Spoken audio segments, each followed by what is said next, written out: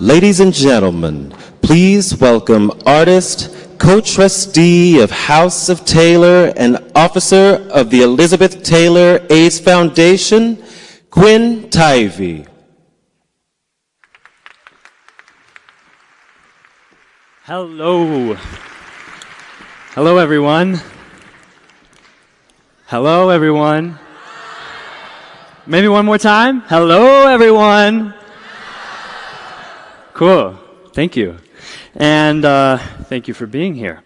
Thanks for joining us for the first ever all-youth special session at the International AIDS Conference. I have the privilege of introducing our speakers and explaining how this whole thing works. First, can I see a show of hands? Who here is under 25? Being over 25, I need some glasses, but for those that are a little bit farther back, get on up. I saw some movement, I saw the hands. Get on up and come to the front, because we have some more seats reserved up here. Come on, a little movement. Yeah, I see some people coming. Great. Let's pack it up here. We love everyone who's joined today, but as I'm being told, 40 is not the new 20, so let's get everybody under 25 crammed in. Thank you. Now, for those of you who are already here, you should have one of these little red and green paddles. Can I see those paddles? Everybody's got a paddle? Yeah, cool. Thank you, thank you. Every time you want to agree with something someone is saying on stage today, or you want to say yes, or you want to show encouragement, or whatever it is, flash the green side, okay? And every time you disagree, or you want to say no, or it's also something that maybe they say something that just really, riles you up, or you get really frustrated about as well, show the red side. And if you have trouble with color, just twirl it around. We love the enthusiasm one way or another. And now, finally, before I introduce everyone, we will have a curated Twitter feed on display throughout the session, popping up here. So if you would like to participate, please be sure to use the hashtag #PassTheMic and the hashtag AIDS2018. Our team will sort through the hundreds of tweets, and we will show the best on the screen. So please make sure to engage. And here we go. Everyone, please welcome to the stage our youth participants. We've got Dee coming up. Come on, let's get a round of applause. We've got Dee, Josephine, Baraka, Peter, Nancy, Daniel, Chinmay, Bruna, Danny, Melody, and Zach. Woo! Yeah. That's great. And now, please also welcome our moderator, founder of the Charlize Theron Africa Outreach Project, Academy Award-winning actress, and United Nations Messenger of Peace, Charlize Theron. A big round of applause.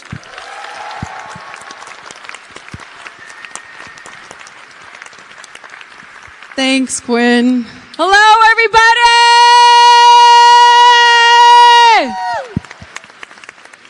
Wow. This is, I'm going to sound so old right now. This is about the coolest thing ever. Because like Quinn just said, this is a milestone. This is the first ever all-youth special session at an international AIDS conference ever.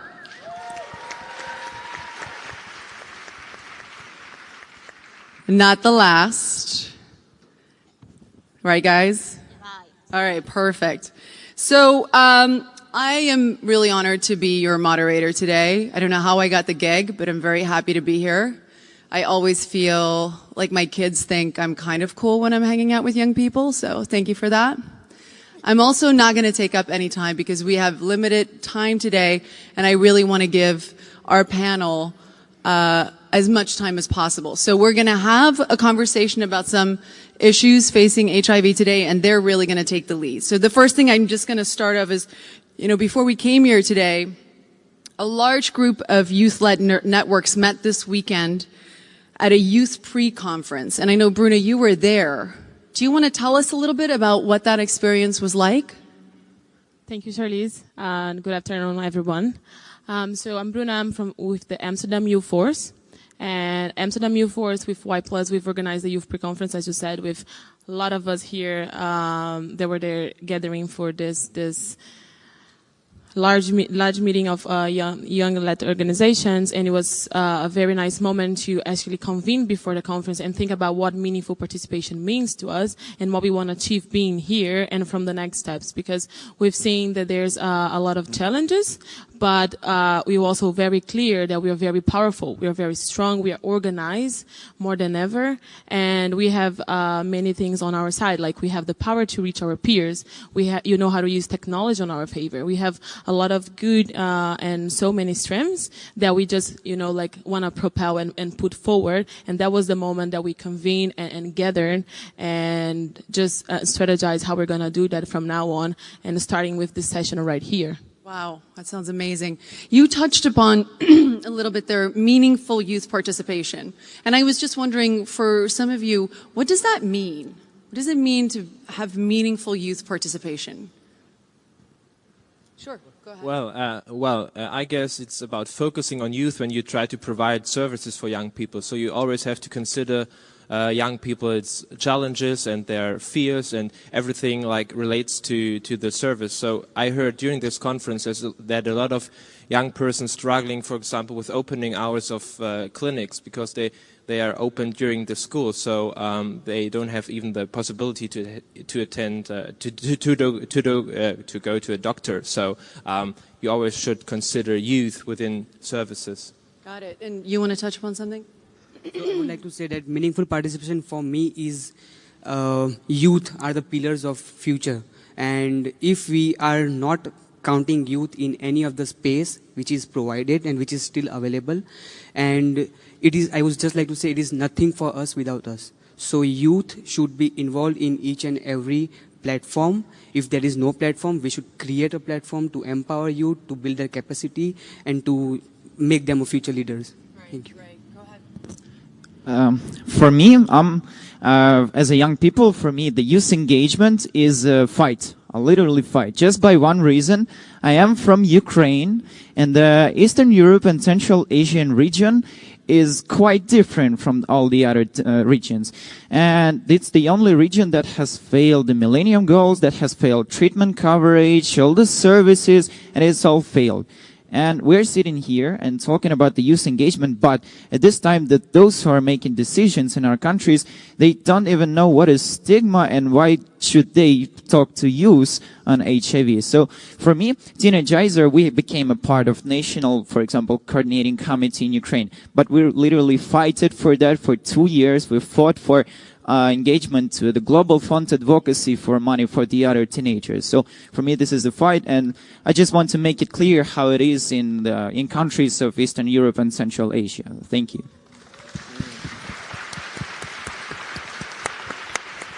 It's great. We all realize and acknowledge that our struggle is different in different parts of the world. So thank you for sharing that.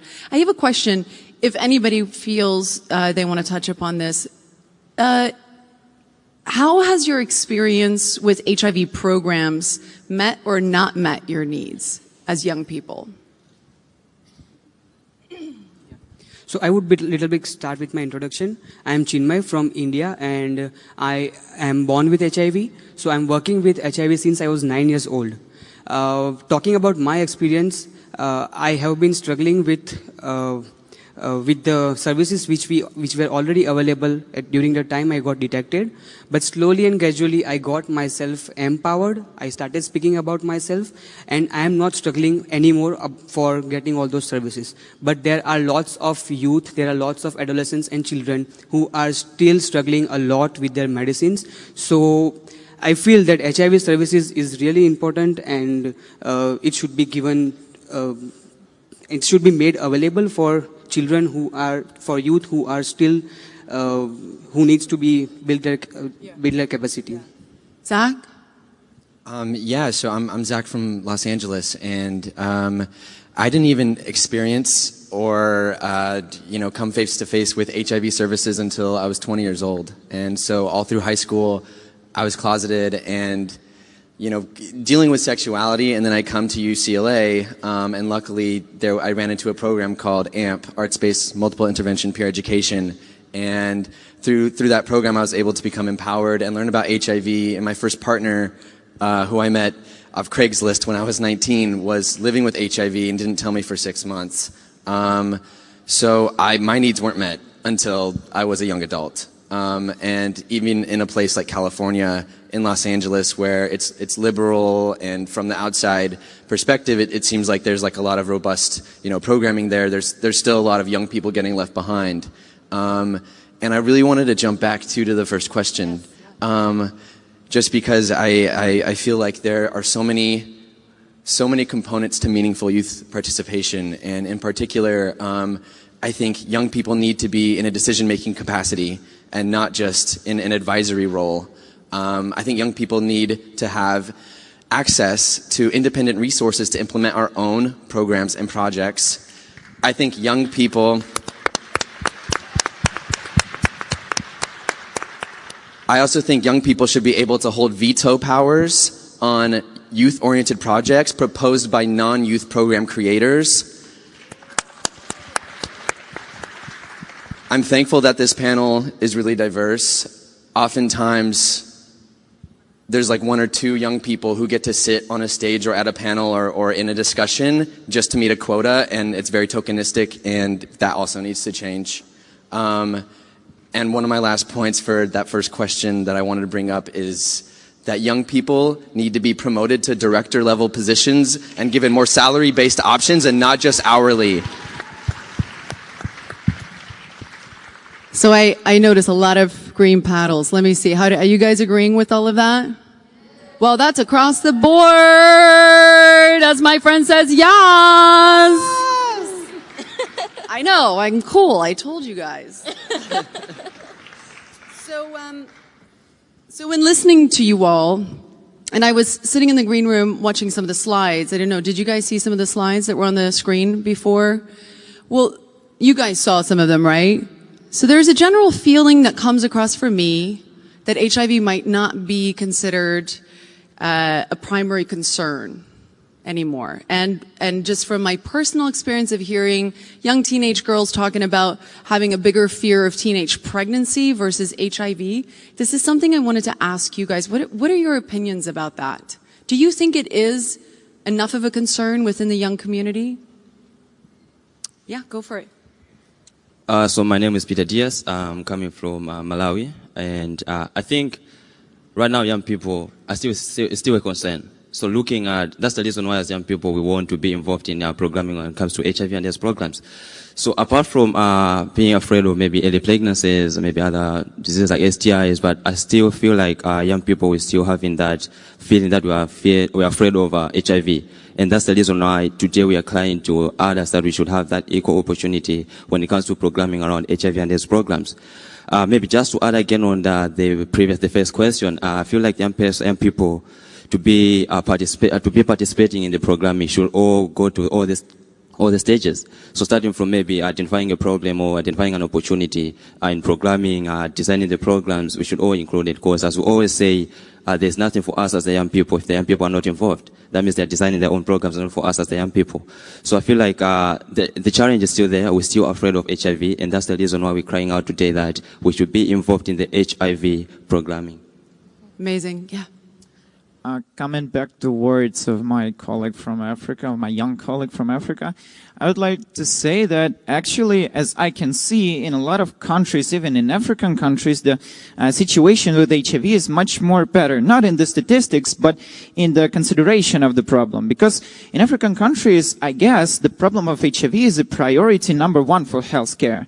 But if we look back to Ukraine, sorry, I don't want to be a drama queen, but I really need to share the situation in our countries. And we have a cases from my colleague, which will be a plenary speaker. When she was at school, she's HIV positive.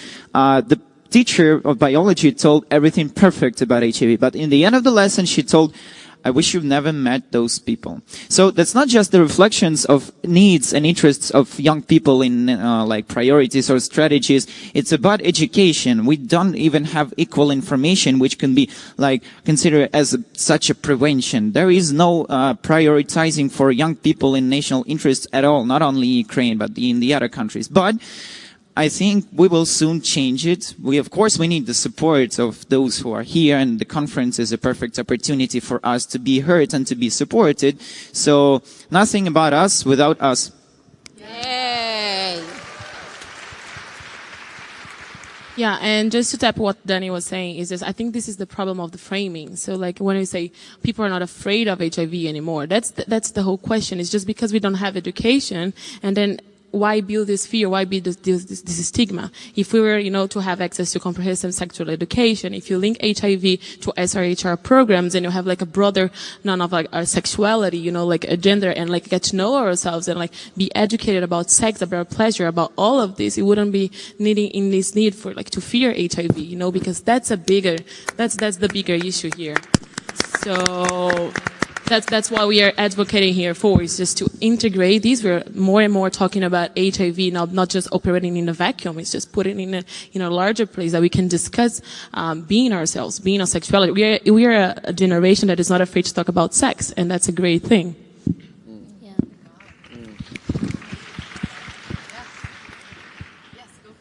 All right, my name is Dee from Lesotho, and I'll just like to add up on what they said, because those were very great points.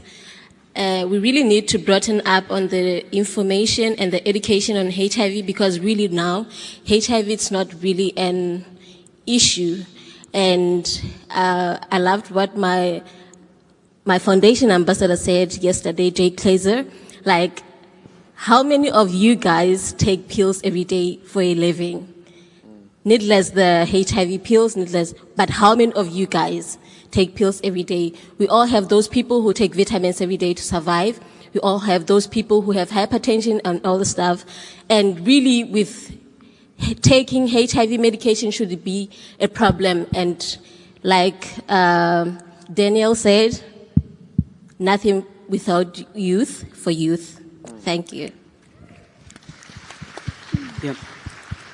Of course, like we agree, I agree on what they said, but I would here like to give a perspective of person living with HIV. Everybody is taking medicine, but think about a child who is taking medicine, born with HIV. Now it's 17 years, shifting from first line to second line, taking all the side effects which I felt in my childhood. I again experienced during when I was shifted to second line. So yes, we don't have to fear for HIV, but who will feel like I am having my problems, I am taking medicine, I am alive, but who will deal with my mental problems? I have psychological problems which is killing me every day, though I am fortunate enough that I am able to deal all those problems with me because I am here, I am fortunate enough to be here. But those friends in our countries who are not fortunate enough to be here or to deal with their problems, what about them? We are facing every day with psychological problems, and this is what people, youth are dying because of it. If I talk about youth who are in my country, they are scared because of disclosure problem. I am open with my status, but what about them? So this is HIV, which is a part of our life, and it is a concern for us because I don't want anyone who talk about me as a negative person. I would just like to share one example. Though I am born with HIV, I have not written it over here that I am born with HIV. But if I disclose my status with someone, they might think me as I am gay. They might think me that I have done something wrong. This is what I am facing now. So it's like HIV is concern, but apart from HIV, stigma is the biggest concern over here. So though I am happily living with HIV, I am happily taking medicines, but on the other part, HIV is always a concern for the people living with HIV. Thank you. All right, thank you very much. My name is Nancy Shimba, coming from Zambia, working with Elevate Young Voices. I just want to add up what my colleague has said. I think living with HIV is much easier than living with cancer. Is anybody agreeing with me? Because cancer has got so much pain in it. But with HIV, nobody can tell that you're HIV positive. I've been living HIV since I was born, but nobody can tell. I've got this chance to speak about my status because I have support from family and friends, a lot of people. But if you look at our fellow young youths out there in our countries, others are having mental issues to face. They have no support from people around them. And that's where a lot of stigma is coming from. Young people are being discriminated. I may give an example. I might go to the healthy facility and explain to the health care provider saying, I'm facing side effects with the drugs.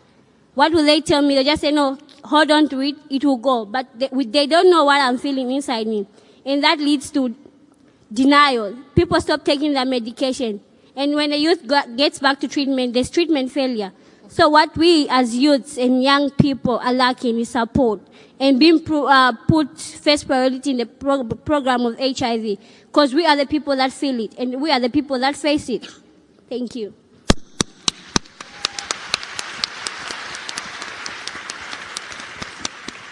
Thank you so much. To add on that, my name is Josephine. I think when you look at the past and where we are, that's what brings up people to think it is not yet a priority or it is not our primary thing. But I want to let you know that HIV is still a primary issue, especially in sub-Saharan Africa. It is still primary. If we still have people dying because of AIDS-related death, if we still have babies being born with HIV, if we still have people failing on medication, if we still have people that cannot access medication, then there is no way you're going to tell me that it is not primary. And if we do not think that it is not primary, then we will not even achieve the goals that we want to achieve in the future. HIV is still primary. And to go back to the second question, I'm lucky that I was born HIV positive, but then I grew up in psychosocial support groups. And that met my needs physically, emotionally, and psychologically. I thank God for that. That's incredible. I just want to touch on that really quickly because I think you guys have brought it to light. The psychosocial aspect of it is a huge part of not just living with HIV or dealing with HIV and AIDS in your community, but also adding to that the fact that you guys are going through your adolescence and entering your teenage years. So all of the pressure of being a teenager on top of your health is a lot. And so when you don't have that psychosocial aspect to a program, do you guys think it can work? Or do you think a program needs a psychosocial aspect to it? Sure. Thank you. Giving me medicine does not mean that I'm going to take it. Yeah. And that has been proven. Therefore, we need another component that will bring in something to make this person take this medicine.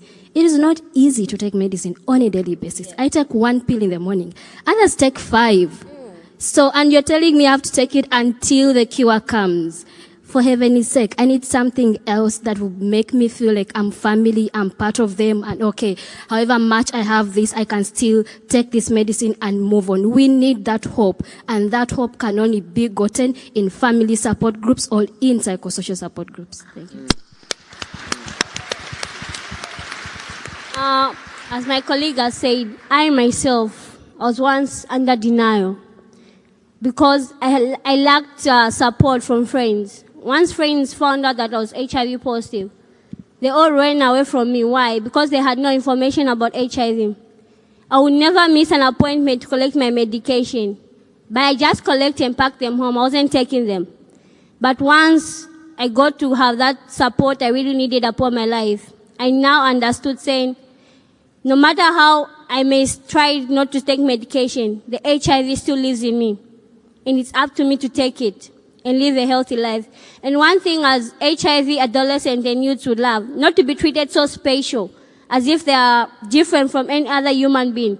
We're all human, one human being, and we can all achieve the same things. Nothing is special about someone who's got HIV in life. Let's check in with the audience. Do you guys agree with that? What do you think? Wow. As Oprah would say, we're having aha moments by all of you. Everybody's just feeling it. Does anybody else have something to say about that? Go for it. So as we are just talking about psychological aspects, I would like to focus one thing which I observed in India back. We are having a group of 100 children, those who are born with HIV. I'm not talking about who acquired after their birth, but the children who are born with HIV and now are into their adolescent or young age, they feel psychologically that their parents are the main cause of ruining their life because of they have to deal with HIV. So here this thought in mind is really serious, just because no one is just getting up and saying that, come on, give me HIV, I would love to take HIV. But this thought, when a child thinks that he might be also going through suicidal tendencies, depression and other things which are not at all addressed in our program, we just think of counseling, but we are lacking behind from quality counseling, which is really necessary for a youth who is living with HIV. So, which we need to work on really hard for. Thank you. Thank you.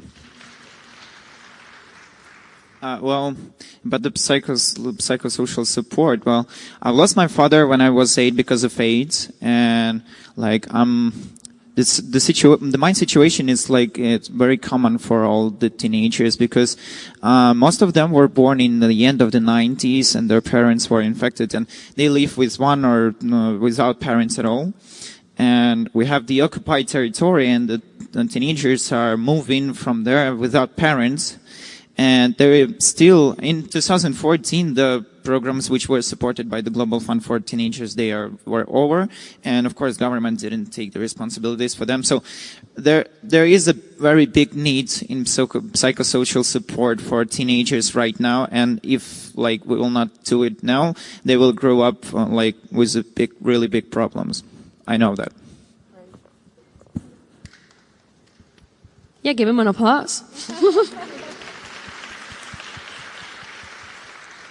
Yes, I want to quickly touch on that. Hi, I'm Melody. I'm the Dutch Youth Ambassador on Sexual Reproductive Health and Rights. So not an expert on HIV/AIDS as the rest of the panel, which I've learned a lot from already in this during our session, but also now in the panel.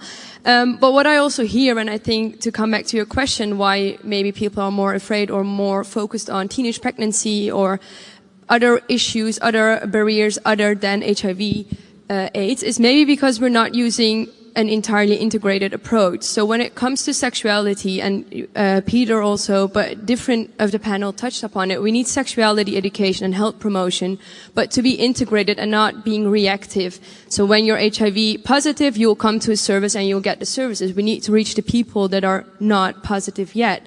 And that's if someone comes in because she's afraid of having teenage pregnancy, that's your entry to also talk about all the other elements of the broad spectrum of SRHR. So we need this holistic and positive approach of SRHR, and this is not a message to us and program implementers, but specifically actually policymakers and donors and funders to not focus on one of the specific. You can't pick and choose SRHR topics as it fits your government. It has to be a holistic approach to reach everyone. You can tell the audience, looks like everybody's agreeing with that. Ah, there we go. Does anybody else want to say something? Yes, go ahead. And talking of services and sexual information given to the youth, we really need to implement youth giving those services to other youth. Because really, when we just come into reality, when you are a young person and you go to a health facility, you find a 50-year-old lady there, and then you come there, you brought STIs. What are you going to say to them? So we really need to implement that, because I know I faced discrimination from the health facility by an old person when I went there for initiation of my ART.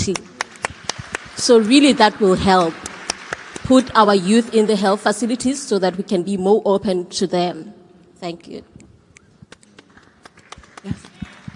So just to add on what my friend has already said, I think it's time that as program implementers, we should focus on specific programs that would target the young people in that way that they like. So a health center is supposed to be, or a clinic is supposed to be a space where a young person will get counseling. But then instead, if a young person goes there, as my friend has said, you find someone who is older than that person and you're afraid. You cannot talk out, you cannot be open. That's the reason why we have to be programming our programs in that special way that will target the young people and give them a safe space so that they can be discussing about the issues around this HIV and SRHR.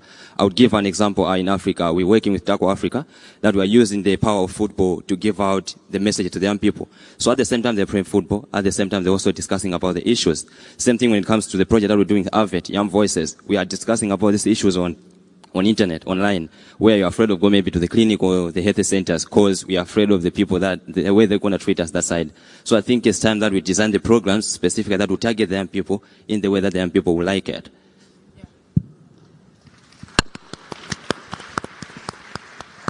Yeah, I want to echo what everyone's saying. I think we're all touching on it like so beautifully. I think, you know, HIV and any issue in particular, if you're approaching it, it's more than HIV. It's more than just about HIV. It's about our lives. So you need to touch on these other intersections of our lives. And like, you know, my friend on the panel was saying that that if someone's coming in for pregnancy or abortion, it's an entry point. And so we need to find what these other entry points are. And in particular, you know, what Dee also just said is we need peer-based support.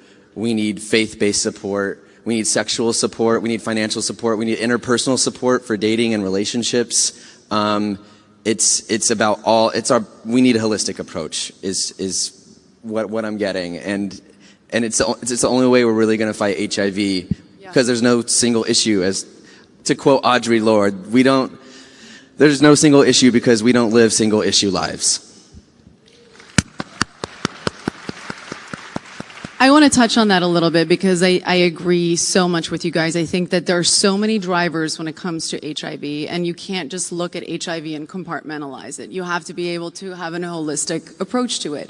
The one thing that I find sometimes a struggle, and it's hard for me to wrap my head around sometimes, is this idea, this fear, this taboo of talking about sex with kids when we work in youth programs. And we know that sex is one of the biggest modes of becoming HIV positive. So how do you address something like that when a lot of communities they just think that's a can of worms that shouldn't be open? Teenagers and sex should not be talked about.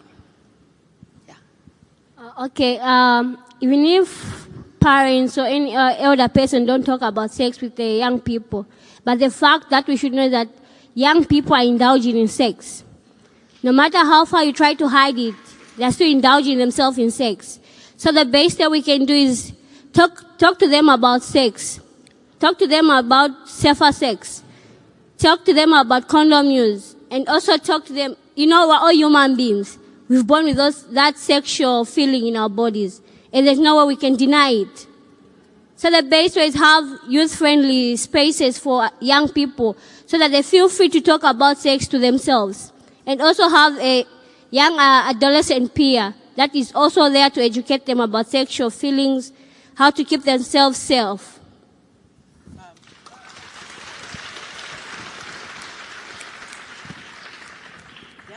Yeah, go for it. Yeah, so of course I agree with what my friend said, but here the sexual education with kids should be included in school, in the curriculums, but not only for children, also for parents, that what will be the benefits of sexual education when it is given to a child, and what are the risks if a child is not aware about the sexual education, and how we can prevent our child from keeping away from risk. If parents will be understanding the benefits of this initiative, then I hope in India the culture might change, because of course in India it's a big taboo talking about sex, talking about if we talk about the accessing services of HIV, or if we talk about consent of a children, so it should be 18. So if I am 16 years old and I want to have sex, I cannot go and buy a condom. If I am 16 years old and if I want to access services of HIV, I should take my parents. So of course I am not going to take my parents to the to the pharmacy to buy a condom, or neither to the HIV testing center to test myself, because I always experience into closed doors and no one is looking for that. So we should aware children as well as parents at the same time. Thank you.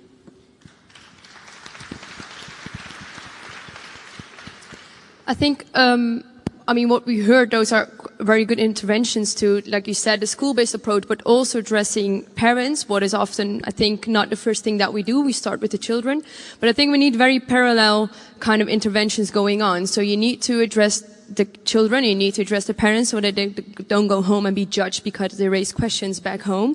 Also the teachers, but also I think the main important thing is to make sure that the people that are not now on board on and think that sexuality education might promote sex, to make them aware of how it actually promotes low risk behavior, young people to negotiate their own barriers and to take choices that are better for them.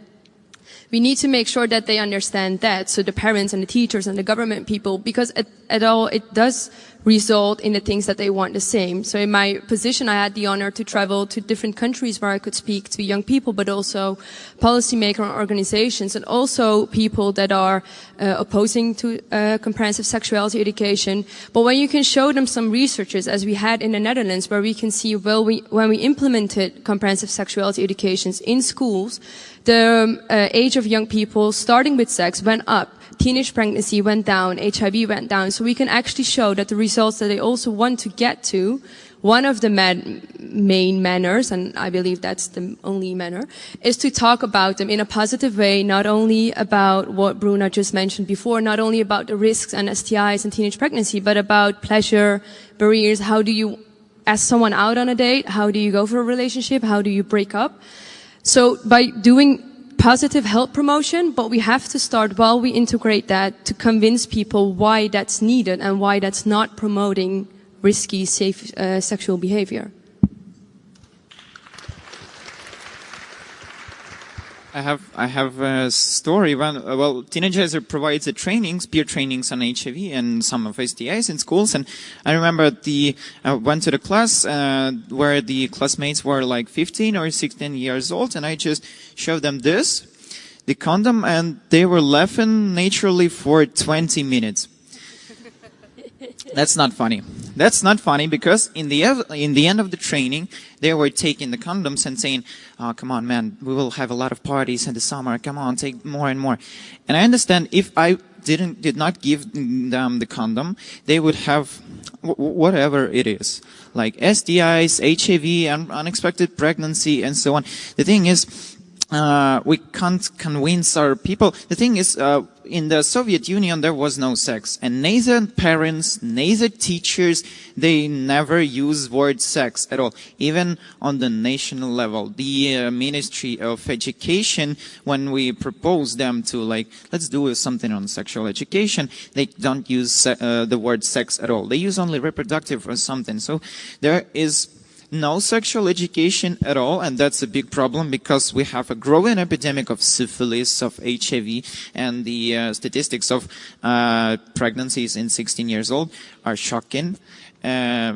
So something like that. But we need to change it, and we already have some changes. We created the online course, which is popular for teenagers, and it is, like you said, that was very important. It is in a positive key. It's saying about the pleasure, the gender rights, and self, you know what I mean. So yeah, I was going to actually ask about that. How do you guys feel that the sex education is diverse enough, or does it just tend to be heterosexual relationship sex, or do you feel like the educational part of sex education covers the variety of relationships that young people might find themselves in?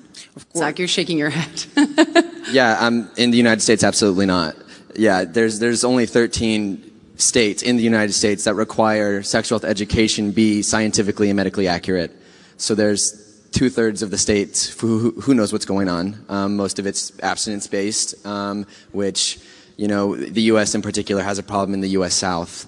And if you look at a map, I've seen like heat maps of like where the HIV epidemic is concentrated, mostly in big cities in the U.S. South. I've also seen a heat map of where abstinence-based only education is implemented, and it's mostly in the U.S. South. And it's like, that's not a coincidence.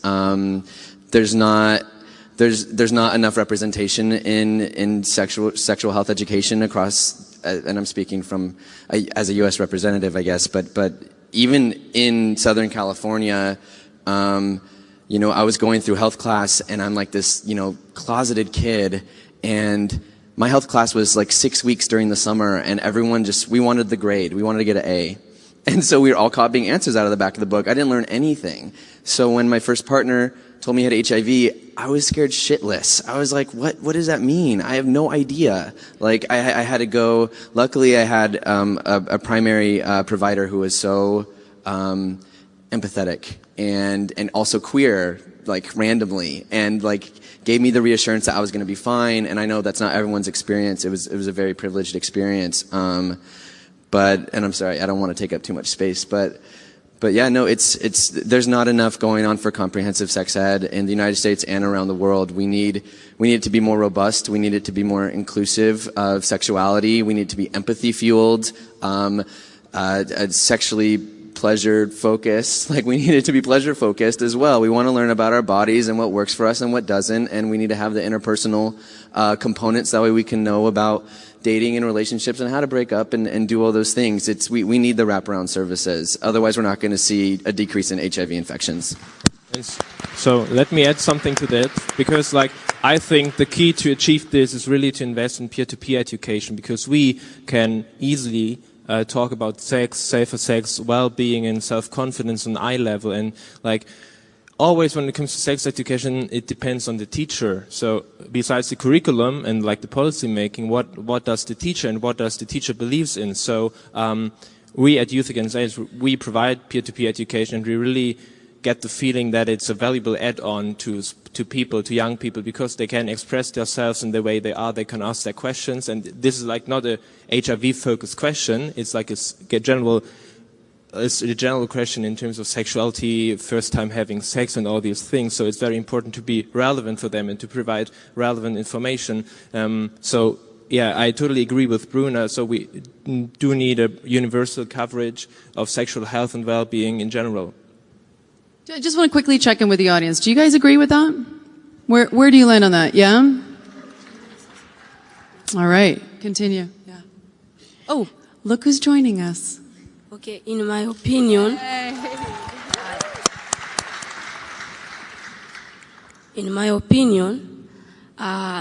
in African, especially in African society, still we want enough education concern about the sexual issues, because many African people, they didn't have an experience concern about the sexual issues. Thank you. Can I ask you a question? How do you think we change that? Through mass medias, maybe mass medias and other sources may help us in our societies, especially in Africa.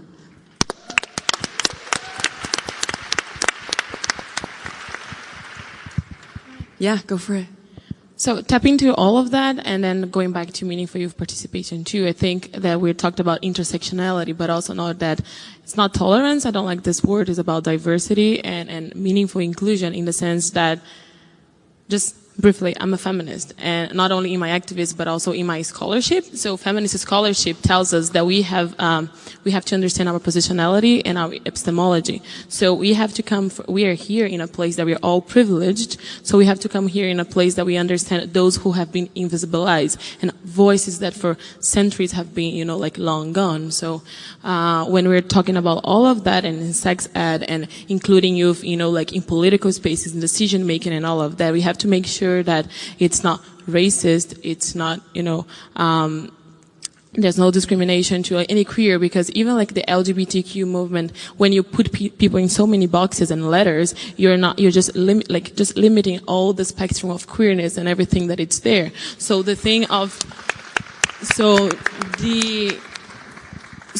approach here and the importance of peer-to-peer service and approach of this cycle, and support groups of youth, it's basically that, because we understand each other. So it's just the face of not having, white men in suits dictating us, because they're not come from this. So that's basically it's just having meaningful inclusion, participation, but diversity also, not leaving anyone behind.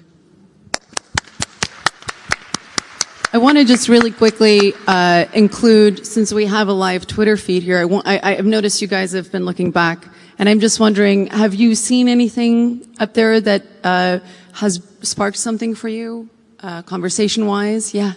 I saw a question, it was a while ago. What are, so I'm also asking to the other ones, what are kind of the success stories of meeting NYP in, when it comes to HIV, and what are stories that we think like, maybe not do that if you want to have meaningful youth? I definitely want to know that, because I think we don't ask you guys enough. What should we stop doing?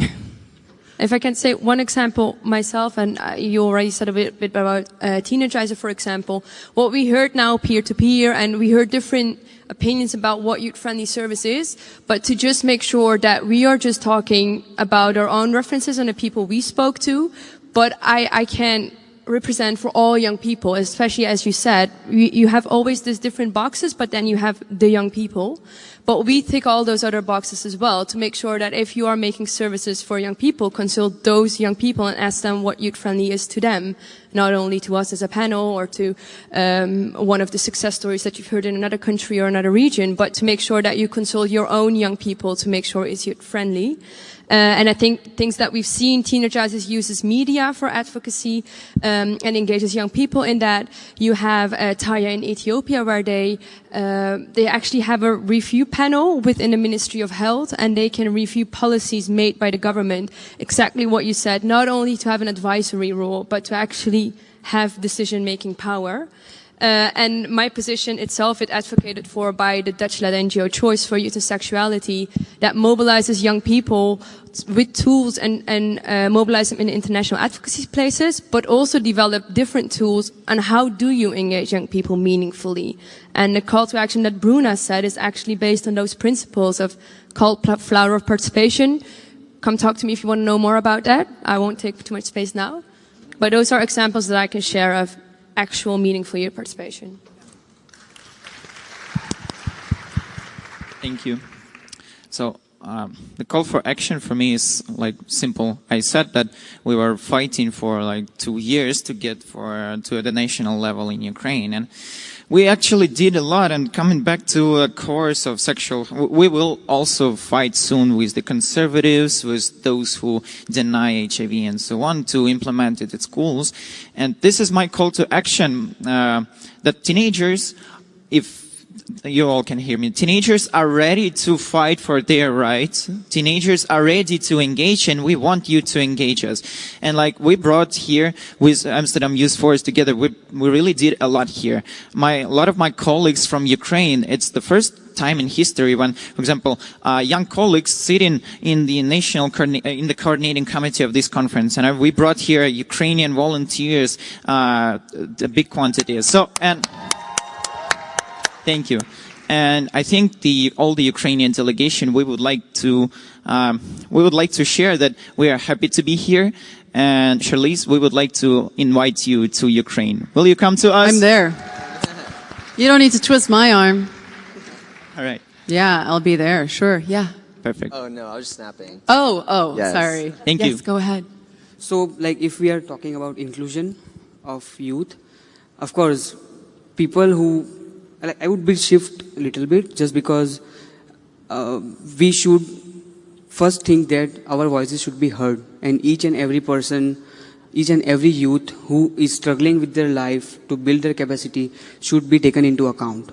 So, if I'm talking about India, there are lots of youth who are struggling with talking with me as an individual, that of course I am living with HIV, I am there to listen him, but he is afraid of talking with me just because he will think that his status might be open. So of course, like, there are really good initiatives which we are talking about, but how we indulge those youth into our program, how we bring them with us so that they can, empower themselves, they can talk about their problems. So here we are lacking behind. Those who are left behind are always left behind because they are not that strong enough that we are. So we should think about who are left behind, who are not able to bring them up, and how we can bring them up is the main challenge which we should think further for youth as we are into International AIDS Conference. And I guess if they are with us in future, then that will be a success. Yeah. Thank you. Yeah, totally.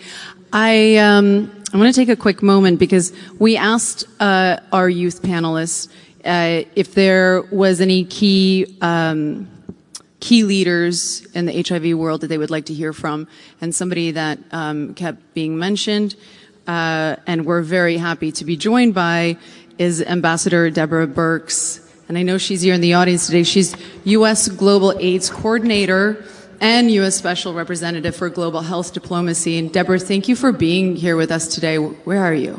You're here. There you are. I'm with the young people. They let me sit here with them for a moment. So what are you feeling down there? Are you feeling a certain energy?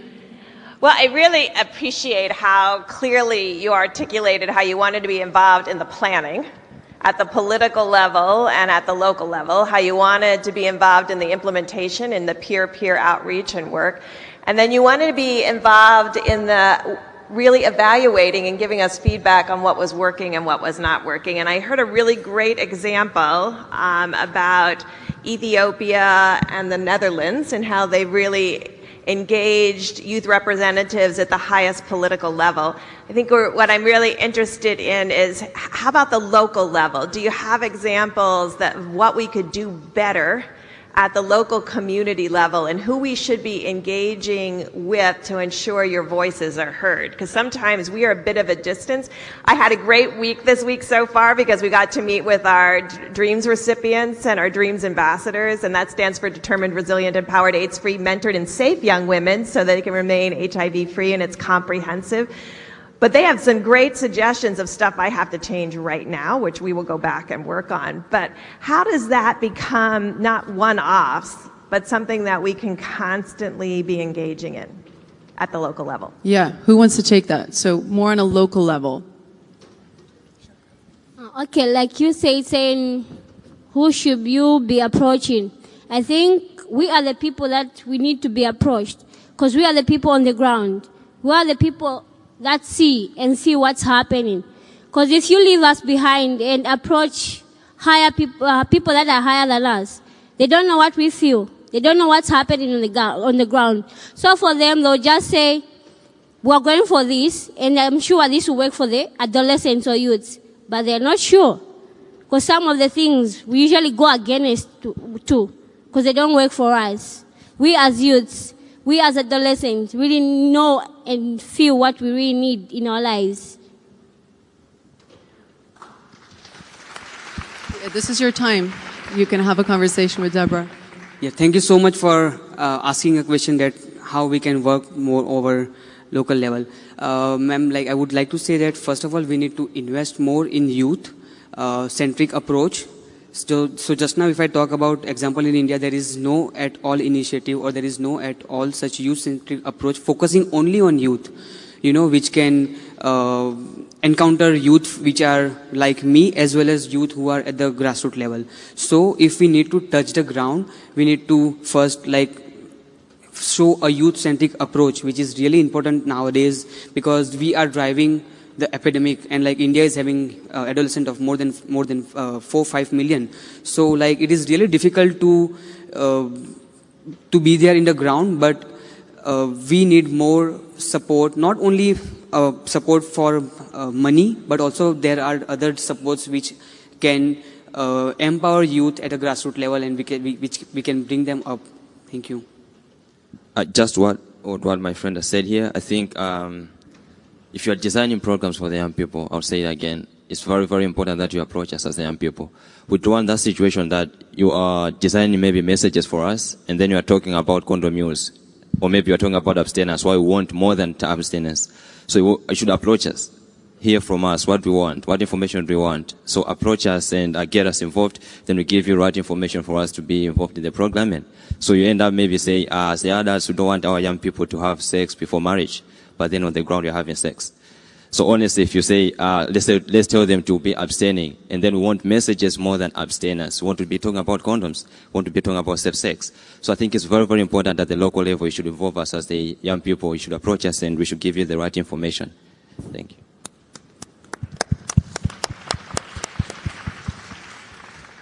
Maybe it's very pragmatic and practical to say a way that, because I also saw some tweets. One, if you were a doctor, what is the first thing you would do? One said, if you were at a government, what is the first thing you would do? I would say, if you're a local program implementer or program developer, bringing a few of your youths, if you're youth serving, bring in some of the young people as a panel, give them relevant information, capacity building if needed, and then ask them the exact same question. And you'll be surprised what you'll hear. And that's youth friendly, that's youth engaging. And then ask them if they want to be exactly what you said, in the directory, in the review, advisory. Make them a part of it, not only being youth serving, but make it a youth adult partnership or a youth led organization, so that you're sure that they are engaged and they are served in the way that they want to be. Thank you for your question. I think we could give plenty of examples of local level, but I would like to invite you to come to the youth village and meet all of us, because we are all come from youth-led organizations, and we came here with little to none funding, and we're still succeeding. And we are the examples of how we're succeeding, and we are convening here. So if you come to the youth village, the Amsterdam Youth Force, with all of our partners have worked so hard to build it. That is a huge space, is the largest youth mobilization here. So talking about what we need in the future, or, in meaningful youth participation, is this: we got this space here now, and we need from you guys to not, push us back. So it's just to enlarge and make it bigger and give us more, because we are doing this already.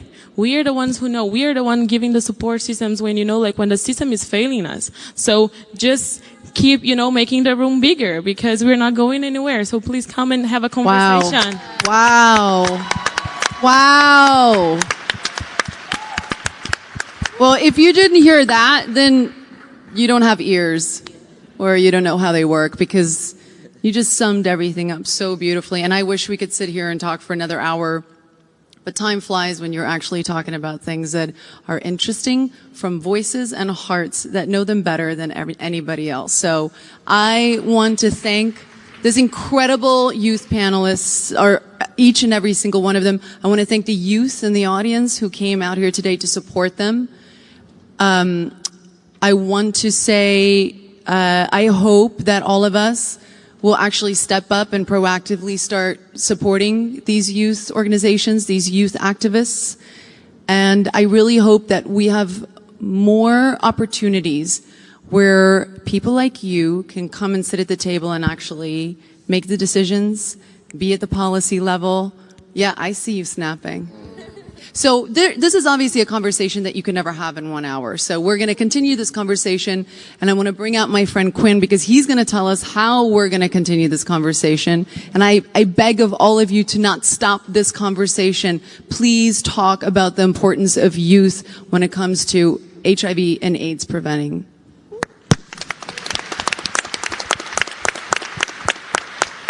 Quinn! That was awesome.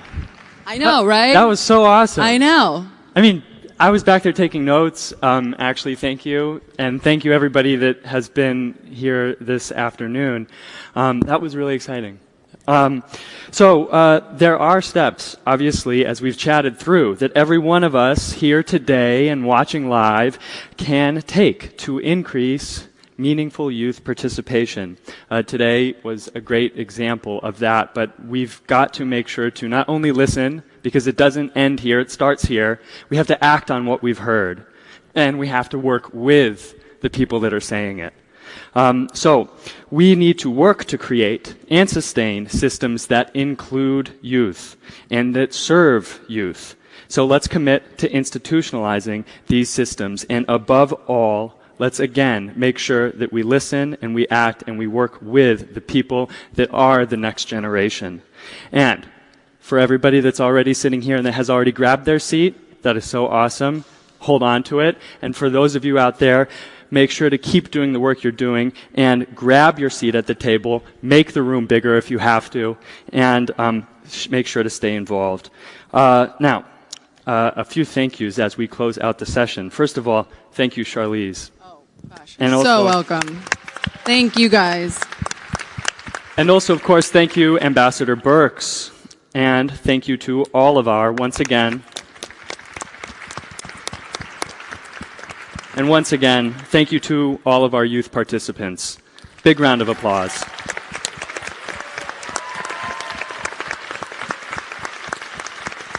Thank you. Now, I'd also like to give special recognition to a number of behind-the-scenes partners who put exceptional work into this session. So thank you to the Charlize Theron Africa Outreach Project. Yeah. Also the Elizabeth Glaser Pediatric AIDS Foundation. Yeah. The Amsterdam Youth Force. And, yeah. Woo! And Teenergizer. Come on. Yeah. And on behalf of myself and my team with the Elizabeth Taylor AIDS Foundation, I would like to also thank the International AIDS Society for their close collaboration and partnership with us in making sure that this happened.